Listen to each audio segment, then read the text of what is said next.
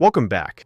Today, I'll show you how to clear the RAM cache in Windows 11 and 10, which can improve your system's performance. If this tutorial helps, please like and subscribe for more tech insights. Let's start by checking our current RAM cache status.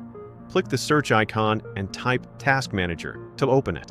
Navigate to the Performance tab, then select Memory to view details.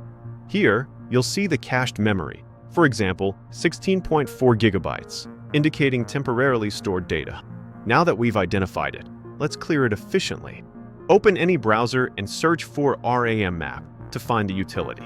Ensure you download it from the official Microsoft website. Once downloaded, go to File Explorer, right-click the zip file, and select Extract All. Open the RAMMap folder and double-click RAMMap.exe to launch. Click Yes on the security prompt to grant permission. In RAMMap, click Empty, then Empty Standby List to begin clearing. Within seconds, cached memory will drop significantly, confirming success. That's it. Your RAM cache is now cleared, potentially improving system responsiveness. Thanks for watching. Subscribe for more Windows and PC optimization tips.